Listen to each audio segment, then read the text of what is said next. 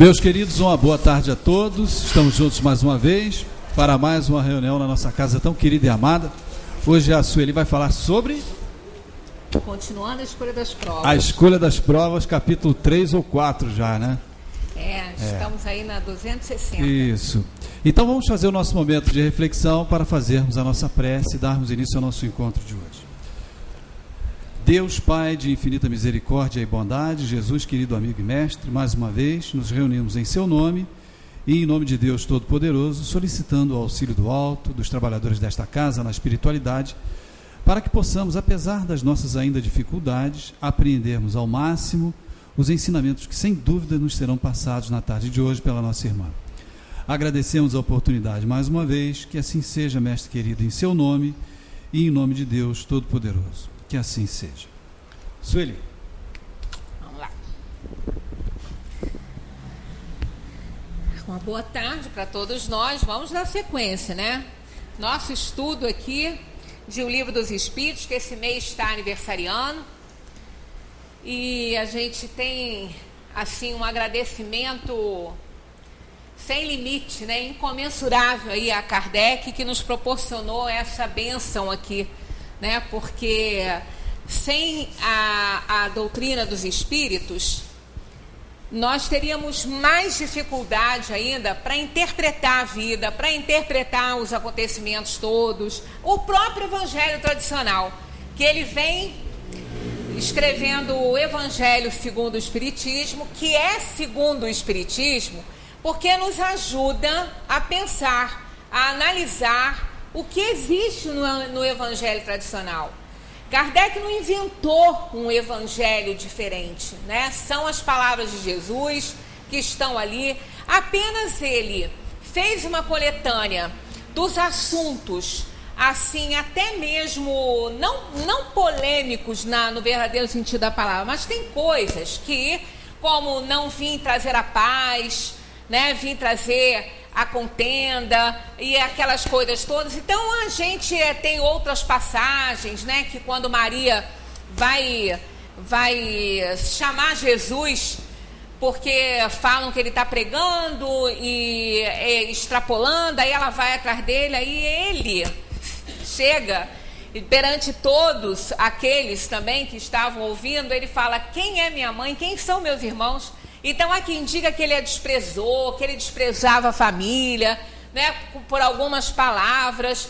Mas aí Kardec, no Evangelho segundo o Espiritismo, nos elucida essas passagens, nos mostra a interpretação real disso aí, se é que ele falou mesmo, né? Porque a gente sabe que foi escrito muito depois, de acordo, né, com as conveniências, com a época. A gente sabe muito bem que uma vírgula muda todo o sentido de uma frase.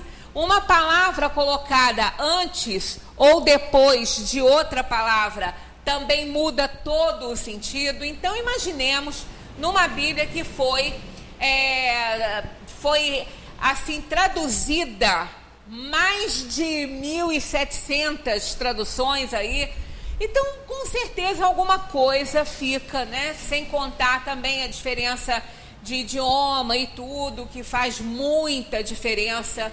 Do francês para nós faz diferença, tanto que Herculano Pires, que fez tradução da obra de Kardec, ele muitas vezes bota aquela notinha no rodapé explicando aquela palavra em francês, aquela palavra, a conotação que ela tem na língua portuguesa. Então a gente enfrenta muitas dificuldades. Então muitas coisas, né, a gente não pode achar que possa realmente ter sido assim, dessa forma, até porque os 4 evangelistas se contradizem muito. Tem passagens ali que algumas nem são citadas por todos os 4, né?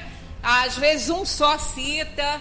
Então tem muita controvérsia, tem muita divergência, mas nada disso realmente pode tirar, né, o valor aí da presença do mestre entre nós aí, que veio para ensinar muitas coisas. E o Evangelho, então, segundo o Espiritismo, nos ajuda de uma maneira lógica, clara, né, sem nenhuma alegoria, a interpretar muito bem essa situação. Então, Kardec tem todo o nosso respeito, nossa admiração, nosso carinho, né, por ter sido ele o codificador dessa doutrina que veio filtrar as crendices, as superstições, veio colocar, digamos aí, os pingos nos is, né? E nós temos, um agradecimento enorme por ter, né, essa doutrina entre nós por conta dele. E também agradecemos a Deus a oportunidade de poder estar aqui estudando isso, né? Nos trazendo uma paz ainda, né, que relativa para todos nós que estamos nesse mundo aí tão tumultuado, tão cheio de problemas, né? Tantas lutas, tantas coisas. Até falamos aqui no domingo, eu ainda cheguei até em casa e ainda brinquei com meu marido a respeito disso, que eu falei, essa palestra de hoje, ela não deve ter agradado demais não, porque todas as vezes que nós somos chamados à nossa responsabilidade, todas as vezes que a gente coloca o dedo na ferida de alguém, né, e eu antes de colocar na de alguém, eu coloco na minha, claro, evidente que eu tenho que fazer a minha reflexão, né? Todas as vezes que nós somos chamados à responsabilidade e à mudança e a observar melhor, a fazer uma reflexão sobre a nossa situação real, a gente não gosta muito, a gente gosta muito de ouvir coisas mais românticas, né? Mais de acordo com as nossas conveniências, coisas mais bonitas, né? Mas é importante, muito importante, até porque nesse capítulo que nós estamos aí, que é a escolha das provas, o que nós fazemos hoje não é uma escolha de provas para a vida futura, não é isso. Mas a nossa vida de hoje já pode nos fazer ou nos trazer muitos comprometimentos para a nossa vida futura, em outras encarnações. Então, a gente não está escolhendo provas agora, porque isso é feito da erraticidade, após o espírito sair do seu estado de perturbação. Por isso que não tem data, não tem tempo, período, né? Quanto tempo o espírito vai levar para reencarnar? Quanto tempo ele vai levar para começar a fazer a escolha das provas? Quanto tempo for necessário para ele compreender a vida que ele teve, a sua situação real, e porque senão não adianta, né? Não adianta colocar o espírito na terra, reencarnado aqui, se ele não tem nenhuma ciência ainda ou não aceita os seus erros. Ele vai continuar errando. Então é uma encarnação quase que perdida. Não vai resolver. A menos que ele seja tão inferior, que ele não tenha condição nenhuma de fazer escolhas. Aí é imposta uma prova, quer dizer, são impostas várias provas e expiações para ele. Ele reencarna até rapidinho, porque também não adianta deixar um espírito tão rebelde, tão inferior na erraticidade, porque ele não está aceitando, ele não aceita. Então ele tem que ter contato com a matéria, ele tem que ter contato com o sofrimento, ele tem que se atritar no mundo, para que ele vá desenvolvendo aí a sua capacidade de perceber seus próprios erros, porque através do sofrimento a gente reconhece os nossos erros, né? Quando a gente faz algo que a gente reprova e que aquilo teve consequência negativa, a gente começa a refletir e falar, poxa, eu errei, eu não precisava ter feito assim, precisava ter falado dessa forma, né? Então a gente já tem condição de compreender, mas quando o espírito não tem nenhuma, aí é imposta a ele aí uma série assim, uma série de provações e expiações, mais expiações, né? Provações ainda, ele não tem nem condição ainda, né? Porque a expiação é um resgate, a prova, o espírito está sempre mais evoluído, um pouquinho mais, para que ele possa já ter aprendido bastante coisa, e ele vem provar no mundo que já está melhor. Então aí o espírito realmente ele vem e aí as provas são impostas, mas do contrário, né? Ele precisa de um tempo. E esse tempo, enquanto ele estiver na perturbação ainda pós-morte do corpo, não adianta também, ele também não consegue compreender. Ele não sabe nem que desencarnou, então ele não consegue fazer escolha nenhuma, ele não consegue perceber nada, ele acha que está vivo. Né? Espíritos chegam aqui para a nossa reunião mediúnica, já assim, dependendo, já até comentei com vocês isso aí várias vezes, né? Em um que chegou pelo prazo, ele já tinha mais de 400 anos pelas coisas que ele estava procurando, né?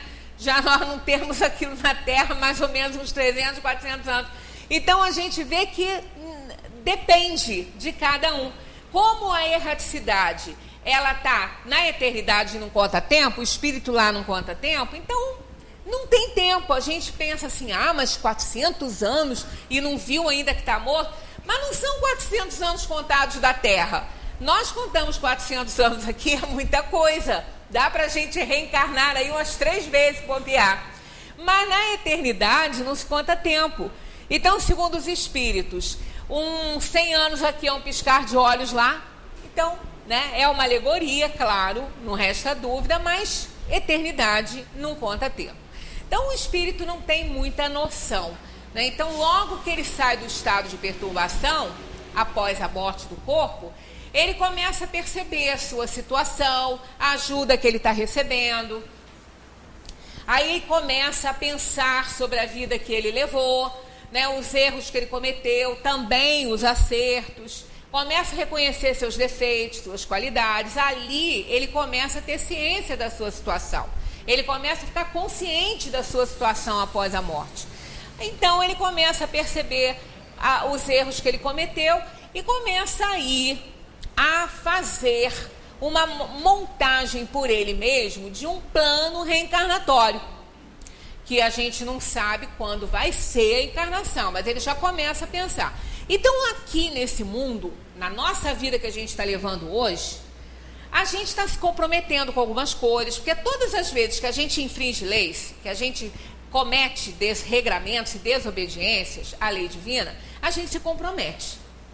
Então a gente quase que se compromete e acumula mais dívida do que resgata. Segundo os espíritos, a gente não traz tanta coisa assim a resgatar, porque Deus reconhece as nossas fragilidades, né? Então vai devagar, né? Quem acha que está nessa vida aqui agora e que não está fácil, que pode não estar muito boa, acha que está resgatando tudo que tem para resgatar? Não está, não. Porque, olha, nós já fizemos muitas coisas erradas, né? Hoje nós estamos muito bem, nunca estivemos melhores do que estamos agora, porque a lei da evolução é uma lei divina, a lei do progresso. Então, hoje, nesse momento aqui, é o momento em que melhor nós estamos dentro de todas as atividades que fizemos. É o nosso momento mais lúcido, mais feliz, né? Embora a gente tenha passado por muitas coisas e muitas coisas boas, mas nunca estivemos melhor do que no momento de hoje, que é uma lei da evolução e a cada minuto a gente aprende alguma coisinha que nos faz melhor. Então, assim é todo o processo, né? Então, na nossa vida atual, nós vamos errando, com os erros nós vamos acertando, nós vamos nos comprometendo aqui e ali, né? Visando mais o interesse próprio do que o bem comum, e aí a gente vai acumulando umas dívidazinhas. E essas dívidas que nós vamos contraindo, junto com outras que a gente nem consegue resgatar, muitas vezes que traz de outras vidas, vão ter que ser resgatadas em algum tempo. Então, quer dizer, na vida que a gente está levando hoje, nós já estamos aí, não resta dúvida que a gente já está com alguma coisa procedendo de alguma forma que vai nos levar, quando estivermos na erraticidade, a fazer uma escolha para resgatar aquilo ali que nesse momento possamos estar fazendo de errado. Então a gente não escolhe aqui, né? Mas nós estamos nos comprometendo.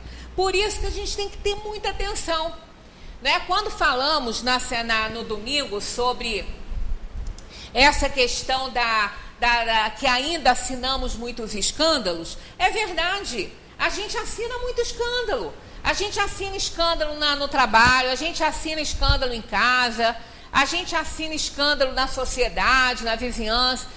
Ah, mas não, claro que não é o tempo todo, e às vezes pode ser até que a gente nem assine, mas a maioria é espírito inferior, carregados de egoísmo, de orgulho, de vaidade, de ciúme, de inveja, e acaba assinando algum escândalozinho aí que não seja muito grande, mas acaba assinando alguma coisa aí, né, que não deveria ser comprado por nós, né? E a gente fica assinando essas faturas, depois elas vêm, né?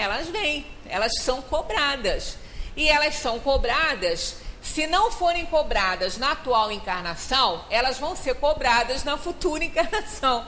Ou nas futuras, porque dependendo do tamanho do problema, às vezes a gente não está nem preparado ainda para fazer esse resgate. Tem pessoas que falam assim, poxa, mas eu vejo pessoas passarem aí pela vida tão bem, né? Tão bem, que parece que nunca erraram, tá tudo de bom com eles, nada de mal acontece. E às vezes a gente vê uma pessoa tão boa passar por tantas expiações, tantas provações, tanto sofrimento. Aí a gente tem que ter um cuidado muito grande para não interpretar que aquela pessoa que está ali, como diz Francisco Otaviano, vivendo em brancas nuvens, né? Que ela seja ótima, que ela já esteja evoluída e que ela não tenha mais nada para resgatar. Todo mundo que nasce na Terra tem. Nasceu aqui tem. Porque isso aqui é planeta de provação e expiação.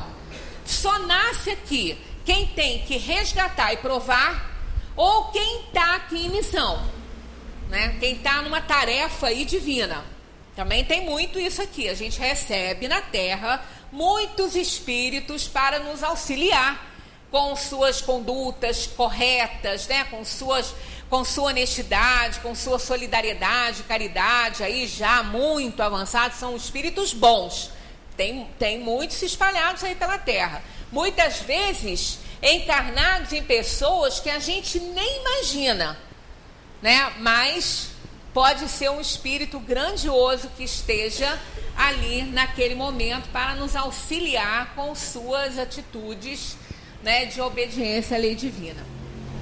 Então aquela pessoa que às vezes parece que a vida dela está passando em brancas nuvens, parece que não tem uma nuvenzinha escura, ou às vezes não tem nem nuvem nenhuma, o céu está azul, né? Não quer dizer que ela já tenha resgatado tudo, não quer dizer que ela seja perfeita, nada disso. Às vezes ela não tem ainda condições de espiar e nem de provar. Então ela vem para a Terra, vem com esse contato todo com esse mundo, e ela vai observando, ela vai se preparando, ela vai adquirindo conhecimentos aí para que ela possa, numa futura encarnação, resgatar um passado aí, às vezes, tenebroso que ela tenha para resgatar.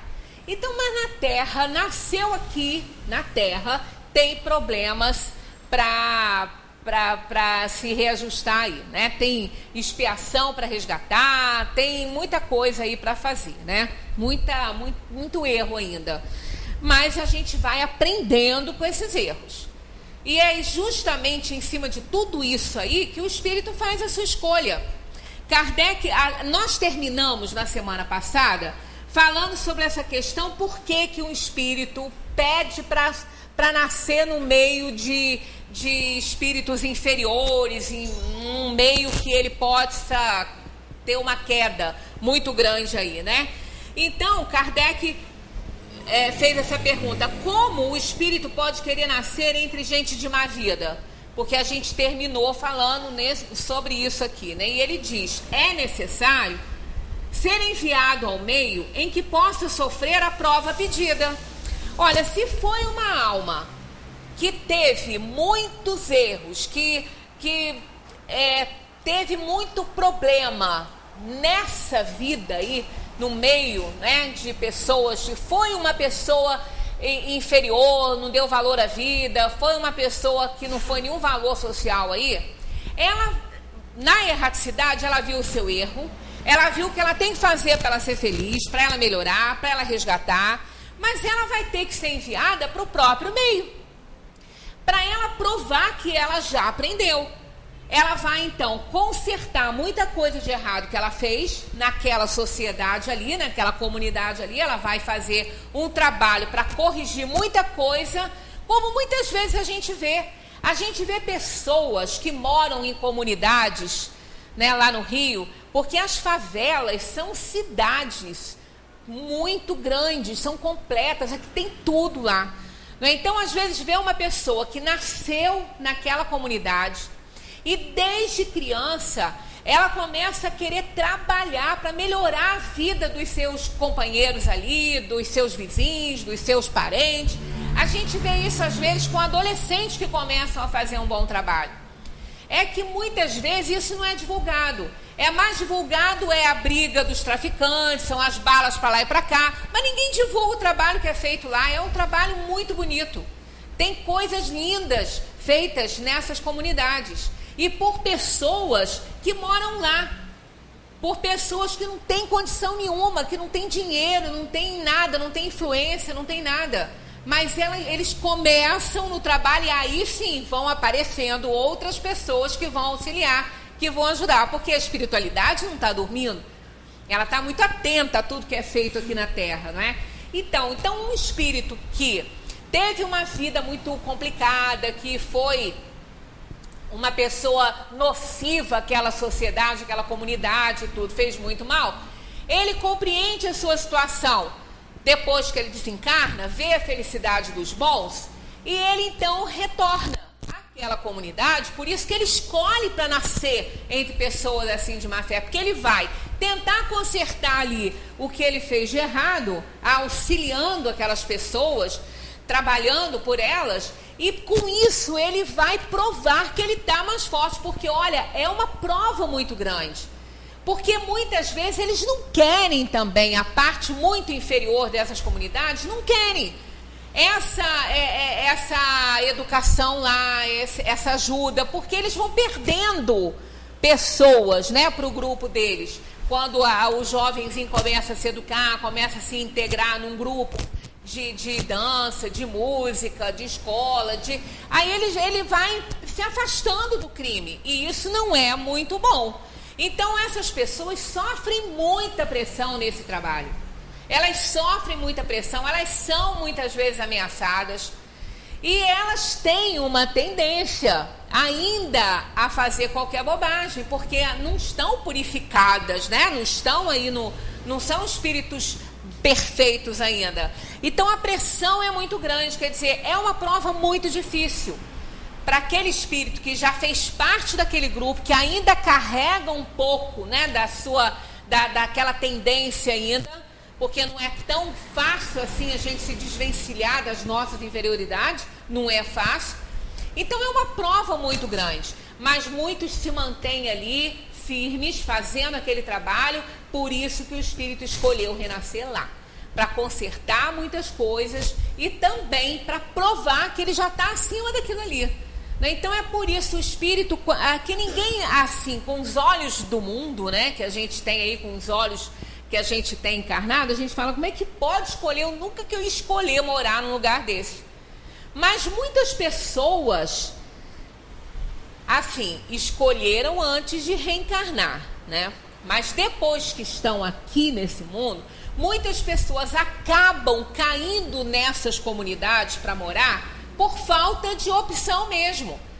Não tem outra alternativa, então vai ter que morar lá, né, por uma razão ou outra. Ou porque vai viver com um parente, o parente mora lá e ela tem que viver com esse parente, acaba acontecendo essas coisas. Então aqui nesse mundo a gente poderia não fazer escolhas, mas muita gente faz. Tem muita gente, inclusive, que vem de outros países, que tem alguma coisa para oferecer. Há pouco tempo foi entrevistado um rapaz de outro país, eu não me lembro bem de qual, que ele veio para cá, aqui para o Brasil, e ele tem alguns conhecimentos de música, de dança. Ele escolheu viver lá naquela comunidade. Eu não sei se é Rocinha ou Alemão. Ele escolheu. Ele comprou uma casa lá e ele está morando lá. E está auxiliando aquelas pessoas. Quer dizer, ele tinha outras opções. Ele veio do país dele de origem, veio para cá, né? Não tem ninguém aqui, não tem ainda amigos, não tem parente, não tem ninguém. Mas ele fez essa escolha. Ele vendo, né, lendo sobre o Brasil, lendo sobre essas comunidades, ele resolveu vir para cá. E ele está aqui fazendo um trabalho muito bom. Perguntaram se ele não tem medo. Ele falou que não. Ele falou que não tem medo. Que ele faz o trabalho dele, que ele faz o que ele pode lá. Não tem medo nenhum de morar lá, ele disse, né? Ele disse que às vezes se assusta, porque ele não estava acostumado com isso. Mas ele falou que não tem medo, assim. Ele pretende continuar lá. Fazer o trabalho dele lá toda a vida. Ele falou que quer ficar lá, morando. Então, são espíritos que, às vezes, não nascem nessas comunidades, mas são direcionados para elas, e não é por acaso, né? Tanto que ele falou, minha família não entendeu, ninguém entendeu. Ele é um jovem ainda solteiro, ele é bem jovem ainda, ninguém entendeu por que ele fez isso, né? Mas, intuitivamente, ele sabe por que ele está fazendo isso. Nasceu num outro país e, com certeza, poderia ficar lá vivendo, mas fez essa opção. Então, são aquelas escolhas que a gente faz antes de reencarnar, e aqui a gente vai dar conta ou não, dependendo da nossa força de vontade. Ele poderia ter ficado onde ele nasceu, mas, no entanto, ele quis vir para cá, né? Se não, aí vem um desenvolvimento dessa pergunta aí. Se não houvesse gente de má vida na Terra, o espírito não poderia encontrar nela o meio necessário a certas provas? Quer dizer, se não tivesse essas coisas, né? Não tivesse inferioridade, se não tivesse pessoas de má fé na Terra, se não tivesse isso, né? Como é que o espírito, então, ia conseguir fazer esse resgate dele? Aí eles respondem assim, ó: e deveríamos lamentar por isso? É o que acontece nos mundos superiores, onde o mal não tem acesso. É por isso que neles só existem bons espíritos. Fazei que o mesmo aconteça bem logo em vossa terra. Então, se aqui não tivesse essa situação aí evolutiva, esses espíritos necessitando de resgate nessa área não viriam para cá. Eles iriam para outros mundos que pudessem oferecer a eles as condições desse resgate. Porque a gente não tem isso. Às vezes a pessoa fala assim, então se eu fiz mal a alguém, eu vou ter que reencarnar com esse alguém, porque eu vou escolher essa prova, né? Então eu vou voltar para o mundo escolhendo viver com aquela pessoa para eu ajudar aquela pessoa. Nem sempre. Porque às vezes aquela pessoa, aquela alma que foi prejudicada por nós, ela já evoluiu, mas ela não tem mais que voltar para uma situação assim parecida com a que ela viveu. Se ela encarou bem o sofrimento dela, né? Digamos que ela tenha perdido a vida na mão de uma pessoa, né? Que não dá nenhum valor à vida aí. Na mão de um assaltante, ela foi assaltada e foi morta por essa pessoa. Na erraticidade, esse que matou, ele reconhece o erro dele. E aquele que morreu porque estava na hora dele, senão Deus não ia permitir. Ele ia ser salvo de alguma forma, se não estivesse na hora, mas morreu porque estava na hora. O assaltante não sabia. Então, claro que vai responder por isso, né? Então, o que ele faz? Revendo a vida dele depois da perturbação, ele foi para a espiritualidade, foi para a erraticidade. Já aí chegou o momento dele fazer escolhas. Aí ele vai escolher aquela alma para ser, no caso, seu filho, sua filha, para ele poder dar àquela alma tudo que ele tirou dela, né? Então, poder resgatar aí com essa alma que ele tirou a vida.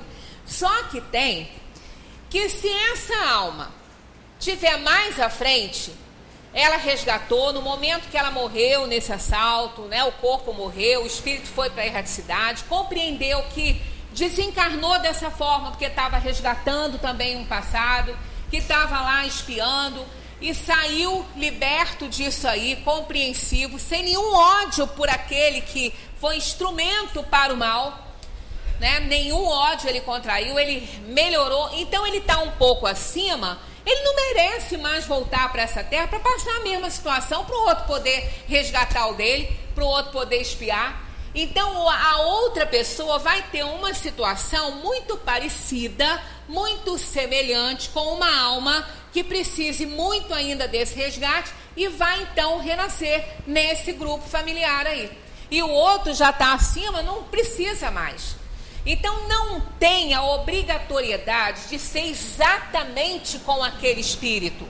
Se aquele espírito não merece mais essa expiação, essa aprovação, se ele já entendeu, ele não vai voltar para uma situação semelhante. Outro vai tomar o lugar dele na mesma situação. O que importa é a pessoa que errou resgatar. Não necessariamente que seja exatamente com aquele espírito. Senão, Deus seria injusto de ficar nos prendendo a uma outra criatura que não está fazendo esforço para melhorar. Aí a minha evolução fica atrelada dele, isso seria injustiça? Então, claro que não. Mesmo que eu tenha feito um mal muito grande a determinado espírito, não tem necessariamente que ser com ele. Agora, caso ele tenha entrado na dimensão dos espíritos cheio de ódio contra mim, né, cheio de raiva, aí sim, nessa escolha que eu fizer para recebê-lo na minha casa, né, aqui no mundo, recebê-lo aqui na minha família, ele pode aceitar ou não, porque ele também tem livre escolha. Ele também tem direito a escolher as provas dele. Ele pode aceitar ou não. Caso ele aceite, ótimo. Então, esses dois estarão reunidos aí no palco da vida. E Deus que acuda, porque o negócio não vai ser fácil. Às vezes a gente vê contendas terríveis dentro da mesma família, entre irmãos. O que pode ser? Ora, pode ser N coisas, né? Mas com certeza amigos espirituais eles não são, né? Às vezes vêm até como gêmeos. Aí tem uma lenda aí que depois que os gêmeos nascem, às vezes não é nem parto duplo, é gêmeo mesmo. É univitelino, às vezes é gêmeo mesmo. Às vezes não são nada amigos, né? E vivem brigando. Aí a mãe, isso é lenda, tá? Que isso não existe. Ó, desde a barriga vocês já brigavam. Era uma confusão na minha barriga. Uma vez eu vi uma senhora falando, dando uma entrevista uma vez sobre a parte de gêmeos amigos, gêmeos que não são tão amigos. Ela, o quê? Os meus filhos gêmeos, desde a barriga eles já brigavam. Brigam a vida inteira, né? É lenda, ninguém vai brigar lá na barriga, né? Mas, claro, 2 bebezinhos numa barriga da revolução é um pouquinho maior do que se fosse um só, né? 2 mexendo, um já é uma coisa, né? Imagina 2, 3, até mais, né? Como às vezes a gente vê nascer aí muita criança num parto só. Então, isso aí, a escolha que a gente faz das nossas certezas visam a melhora da alma. Por isso que as escolhas que a gente faz, quando a gente chega aqui, a gente não acha que fez. Acha que foi muito idiota pensar, eu não posso ter escolhido isso para minha vida, mas escolheu. Escolheu e pediu, implorou, porque às vezes Deus nem quer aceitar, né? Quando a gente fala Deus, gente, não vamos imaginar que Deus está lá na frente com uma túnica branca, uma barba comprida, ali, não, isso você não pode, você escolheu mal, isso não é assim. Quando a gente fala em Deus, é a providência divina, não é? São os espíritos encarregados desse trabalho, que estão aí em obediência à lei maior. Então não é a figura, né, de Deus que está ali, isso tudo aí é no sentido figurado. Então Kardec pergunta assim: o espírito nas provas que deve sofrer para chegar à perfeição terá de experimentar todos os gêneros de tentações? Deverá passar por todas as circunstâncias que possam provocar-lhe orgulho, o ciúme, a avareza, a sensualidade e etc? Bom, certamente que não. E pelo que a gente já vem estudando, já dá para a gente também responder isso. Se o espírito nunca demonstrou um orgulho, ele não vai ter que ser provado nisso aí. Ele nem desenvolveu isso. Ora, todos os sentimentos são substantivos abstratos, né? A gente já falou sobre isso aqui. O que são esses substantivos abstratos? São aquilo que não tem vida por conta própria, né? Não tem existência própria. O orgulho, para ele existir em alguém, é necessário que essa pessoa seja orgulhosa, que ela tenha essa inferioridade aí do orgulho. Se ela não tem, esse orgulho nela não existe. Então ela vai ser testada numa coisa que ela não apresenta para quê? Não tem necessidade. Muitos espíritos nem são testados, nem passam por expiações de ordem nenhuma, passam por provações apenas. Por quê? Porque o espírito não desenvolveu o mal. Ah, mas pode? Claro que pode, a maioria desenvolve, mas tem aí uma porcentagem bem considerável de espíritos que passam pela fieira da ignorância, mas não do mal. Isso está também aqui no Livro dos Espíritos. Tem espíritos que desde o início, eles são mais obedientes. Assim como nós temos numa família, né, que tem 3, 4 filhos, às vezes tem um que é rebelde à beça, ou molequinho peralta, né? Aí diz que ele é levado da breca. Sabe o que é levado da breca? Uma vez eu falei isso, eu falei, gente, não tem mais essa conotação, por favor, senão aquela creche ali vai vir em cima de mim daqui a pouco. A breca é um dos nomes do demônio, né? Breca é um deles, tem centenas. Esse é um deles. E quando diz que é levado da breca, é levado do demo. Mas essa conotação, quando a gente diz fulano é muito levado por quem? Levado de quem? Levado de um anjinho que ele não é, né? Que ele é muito bagunceiro. Então a conotação de hoje não tem mais nada a ver com nada ruim, tá? É só mesmo um peralta, um bagunceirinho mesmo. Levado da breca é o bagunceirinho. E a gente, quando fala isso, fala com essa vibração dele ser safadinho, bagunceiro, né? Então tem lá numa família lá 3, 4 crianças, uma é assim, levado da breca, bem bagunceiro, bem safadinho, bem danadinho. Tem aquele outro que é tão quietinho, que está sempre fazendo tudo certinho, e esse leva até a pior, né? Pelos outros, né? Esse leva a pior. Mas ele continua assim, bonzinho, ele não é uma criança elevada, é boazinha. Então, da mesma maneira que a gente tem espíritos recém-saídos aí, né, na mão do Criador, porque o princípio espiritual passou por todos os reinos, aí fez toda a evolução necessária, foi por esse princípio para a mão do Criador, também tudo no sentido figurado, o Criador não tem mão assim, né, mas tudo no sentido figurado, e se tornou um espírito humano, e foi impresso nele a essência do bem, já que ele foi feito à imagem e semelhança de Deus. Então tá. Aí esse espírito, ele vai cair nos primeiros mundos para ele poder, ali começa a evolução por conta dele. Até então, é através dos instintos. Por que a gente fala que um animal nunca erra? Ele não erra, porque ele é guiado por instintos, ele não tem livre-arbítrio.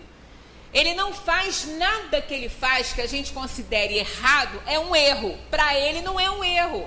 Aquele cachorrinho que vai no meio do tapete da gente, novinho, faz um pipizinho lá, ele não está fazendo nada de errado, ele não sabe que ele não pode fazer pipi ali. Aí o dono vai lá e explica para ele, ensina que não pode, e leva ele para fazer o pipi no lugar certo. Isso não é uma coisa que vai acontecer uma vez. Quem tem bichinho sabe que isso, leva tempo e ele vai continuar lá no meio do tapetinho lá por um certo tempo. Depois ele para, ele aprende, ele se condiciona que ele não pode, né? Então ele não errou, ele sentiu necessidade, aonde que ele está. Ninguém falou com ele que ali que ele tinha que ter um banheiro, ele não tem banheiro, ele não sabe o que é isso, ele vai deixar cair onde ele estiver, né?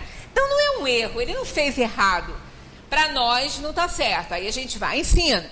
Então a alma, o espírito, até o princípio espiritual, até o reino dos animais, ele é guiado por instinto, ele não erra, ele não tem erro nenhum.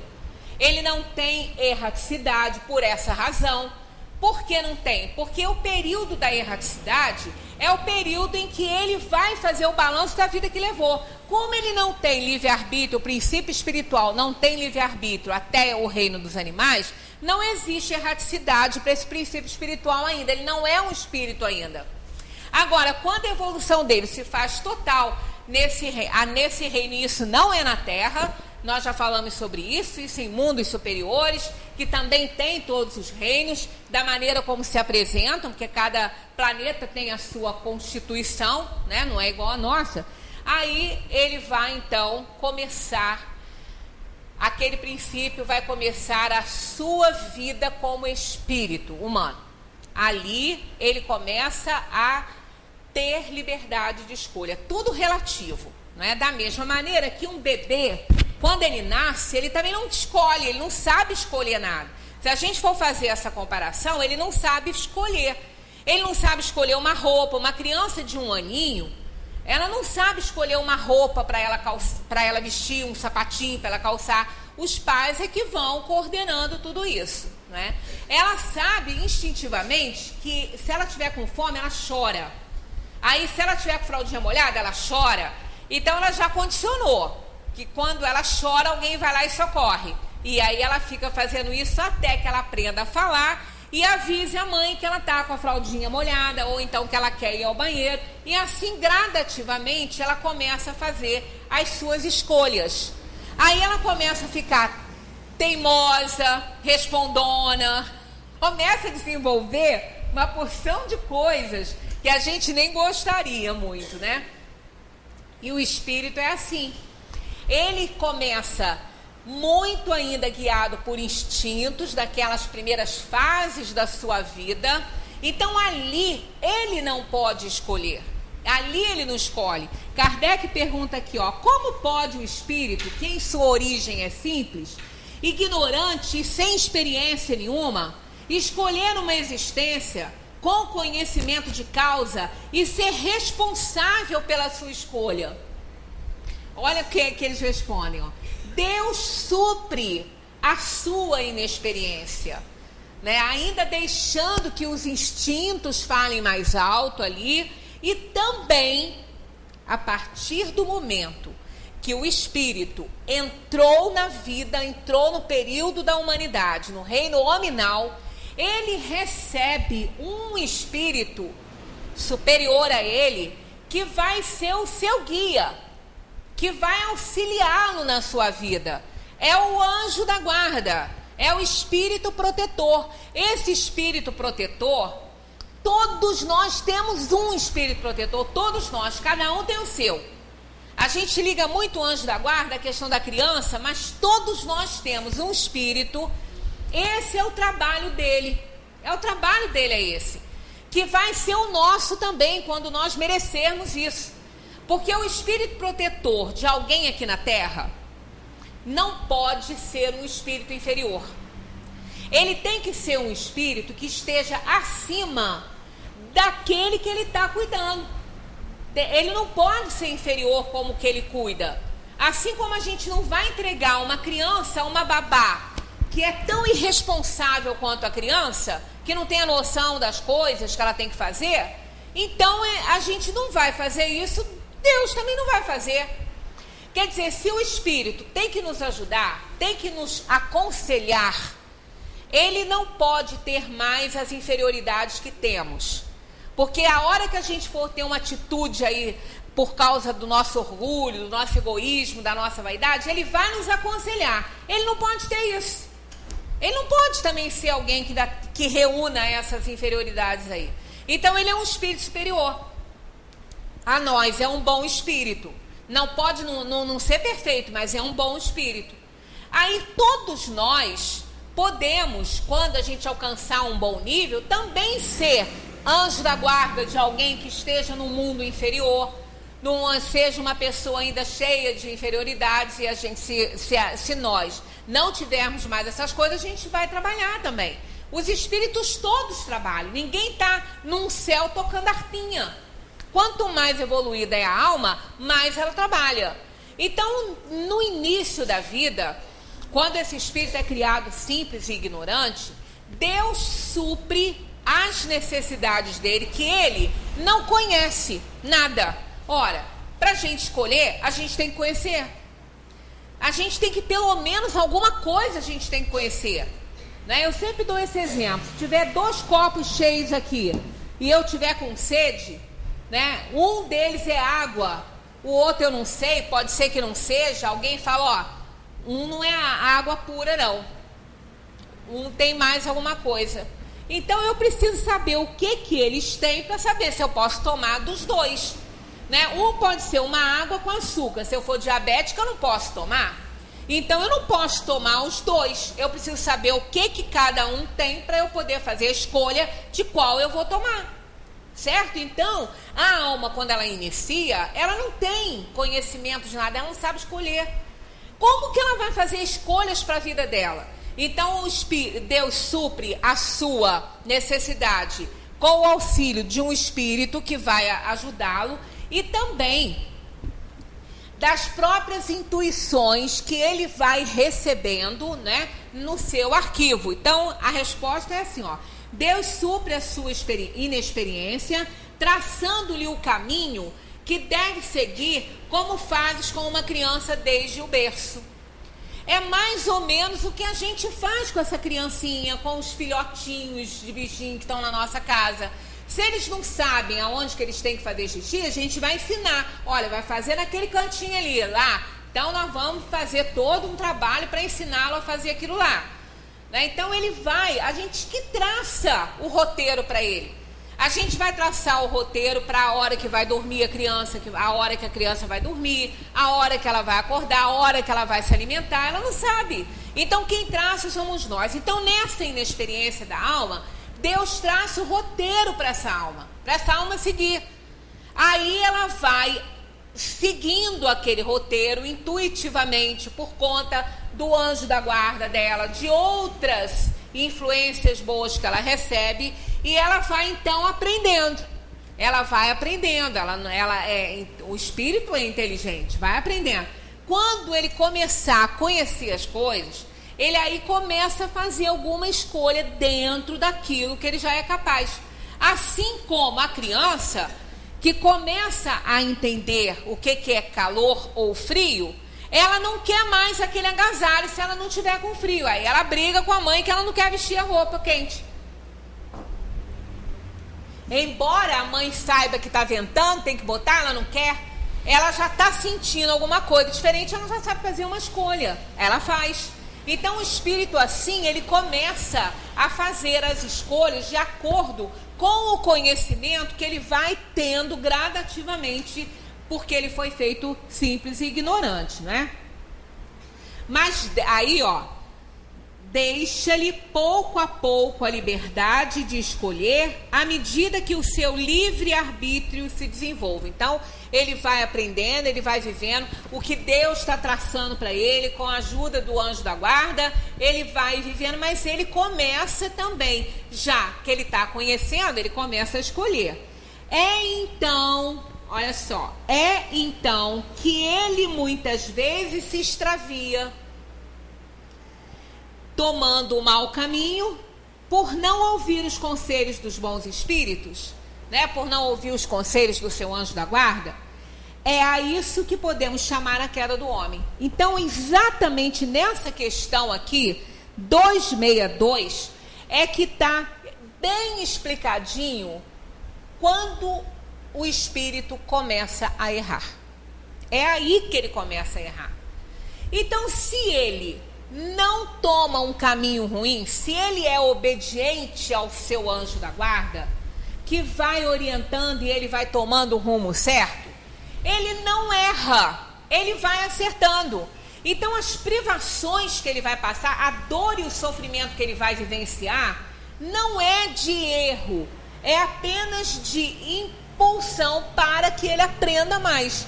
Então, muitas vezes, algo acontece na nossa vida que não é muito do nosso agrado, mas que nos estimula a desenvolver novas habilidades.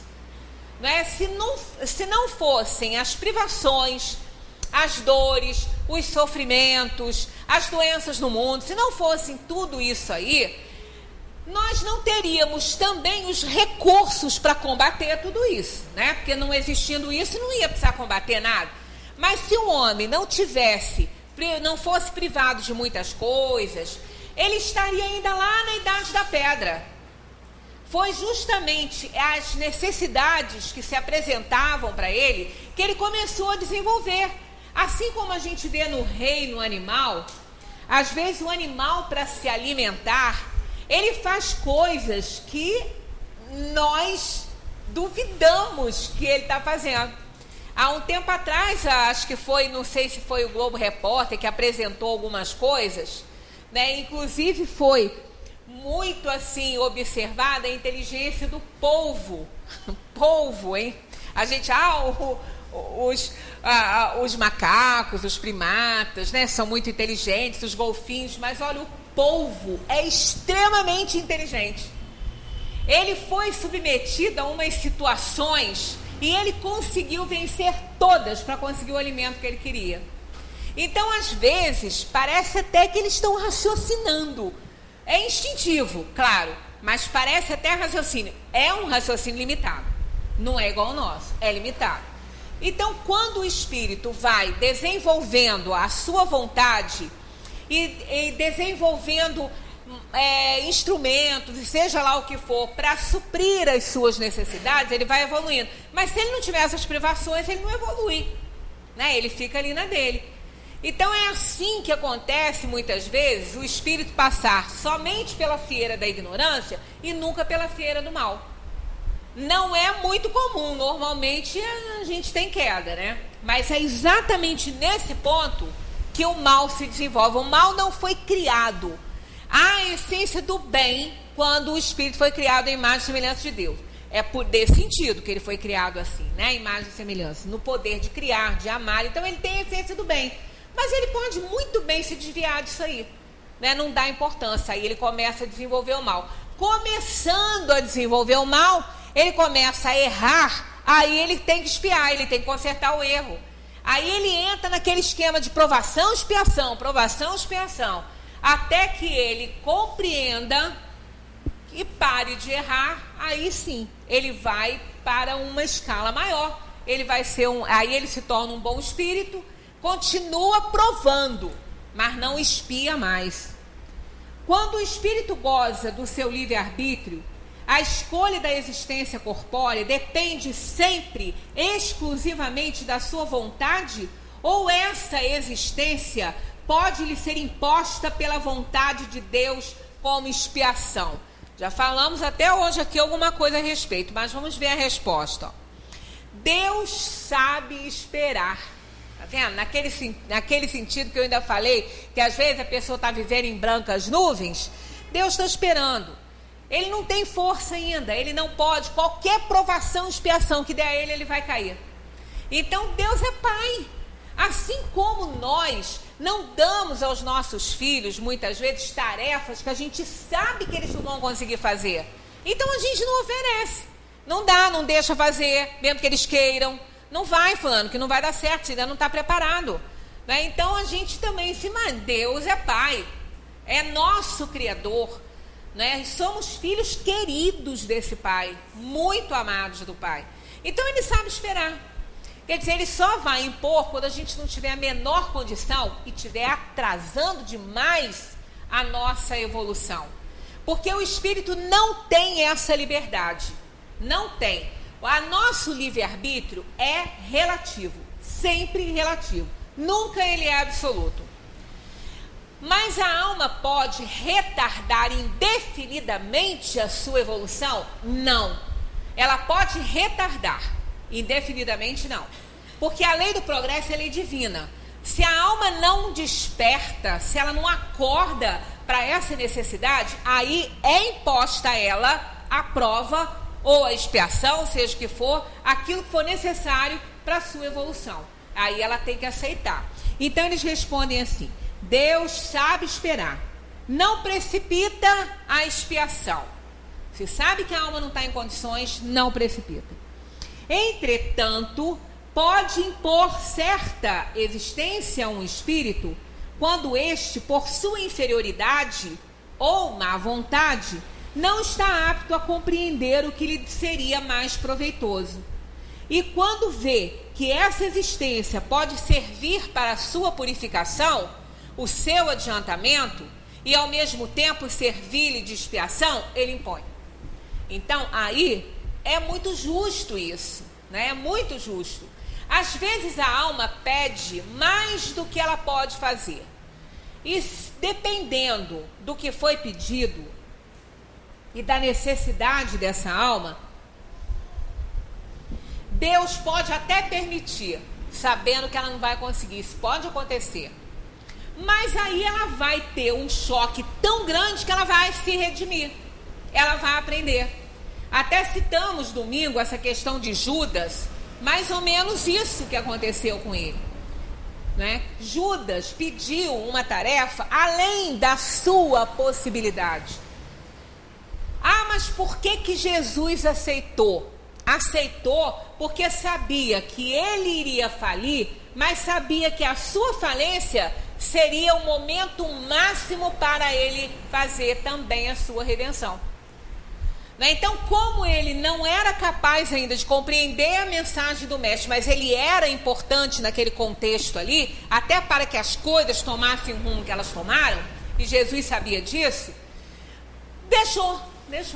Então, ele não teve a intenção de prejudicar o mestre, porque ele achava realmente, conhecendo Jesus como ele conhecia, sabia que ele era quem ele era, que ele ia passar a perna em todo mundo lá. E que no momento exato ele ia demonstrar a sua força. Ele achava isso, porque ele não compreendeu a mensagem do mestre, ele não compreendeu o que ele veio fazer aqui. E não aconteceu do jeito que ele pensava. Aí que ele viu o tamanho da bobagem que ele fez, aí ele caiu em si e quis, portanto, consertar o seu erro. O arrependimento dele foi tão grande que ele se suicidou. Ali começou a sua redenção, porque ele cometeu mais um erro, né? Ele cometeu um erro muito grande também, que foi tirando a própria vida. Ali começou todo o calvário de Judas, né? Todo o sofrimento dele, por ter feito o que fez, e ainda por cima por ter tirado a própria vida. Ali ele caiu em si e retorna então à casa do pai, como aquela historinha do filho pródigo. Foi aquele que saiu, pegou sua parte e saiu, enquanto que o outro ficou com o pai. E não era melhor do que aquele que saiu, que o que ficou com o pai era bastante egoísta. Ele ficou para conseguir tudo para ele. Porque quando o outro está lá na parábola, né, do filho pródigo, caiu em si. Essa frase é importante, caiu em si. Ele viu a besteira que ele tinha feito, ele gastou tudo que ele tinha para gastar. Aí então ele retorna, quando ele viu que até os porcos tinham mais alimento e melhor do que ele. Então ele retorna à casa do pai. Essa alegoria é o que acontece conosco. Essa parábola, ela é a parábola do pródigo e do egoísta. O outro que ficou, não ficou porque ele era bonzinho, ele ficou porque ele queria tudo para ele. Quando o irmão retorna, ele não gosta, ele repreende o pai e fala: esse teu filho que te abandonou. Ele não diz meu irmão, ele diz teu filho. Já mostra que ele não aceitou. E para ele você matou a melhor das novilhas. Eu nunca tive isso. Quer dizer, ali ele demonstra todo o egoísmo dele. Por que ele ficou lá? Então o outro que foi, caiu em si, veio o tamanho da besteira e retornou à casa do pai. Isso acontece com todos nós. Todas as vezes que a gente assina embaixo de um escândalo, que a gente provoca o que não era para provocar, que a gente faz o que não era para fazer, que a gente cai em si, a gente retorna à casa do pai, retorna à obediência à lei de Deus. Então, nessa situação, o Espírito sabe que ele pode contar com isso. Não é? Então, quando o caso aconteceu com Judas e com tantos outros, com todos nós o tempo todo, e quando a gente cai na real, a gente começa ali a nossa redenção. Começa. Porque, olha, tenha caminho atrás disso. Porque se fosse só pedir perdão, estava bom, né? Mas não é não. Começa com o arrependimento. e aquilo vai render muitas encarnações de dores e sofrimentos, como acontece com todas as almas que reconhecem o seu erro e começam a fazer a sua redenção. Então a gente para por aqui, porque já está lá, ó, 4 e 5. Na semana que vem estaremos aqui, ó, com a 263 e acreditamos que, de repente, não sei, porque ainda vai até lá, ó, 269, tem muito ainda a saber sobre essa questão da escolha das provas. É muito importante esse capítulo, como todos eles, né? Cada um que passa diz que é muito importante, mas realmente todos eles são. Porque essa coisa da gente falar que a gente não pediu para nascer, né? Jovem aborrecente tem isso, né? Aqui, ó, eu não pedi para nascer não, tá? pediu, implorou, entrou numa fila quilométrica. Tá pensando que não tem? Tem fila, não é só aqui que tem fila não. Tem fila para nascer, né? O espírito não reencarna quando ele quer. Essa escolha ele não pode fazer. Essa escolha não é dele. Ele vai fazer a escolha das provas, mas o tempo que ele vai reencarnar, a época, isso aí vai ser informado a ele bem próximo do momento em que ele vai reencarnar. Por isso que a escolha das provas não é feita na hora. Ela começa a ser feita a partir do momento que o espírito sai da sua perturbação após a morte do corpo. Semana que vem tem mais. Muita paz para todos. Se deixar, eu fico falando aqui a tarde inteira e vocês vão embora, porque não vão aguentar. Muita paz para todos.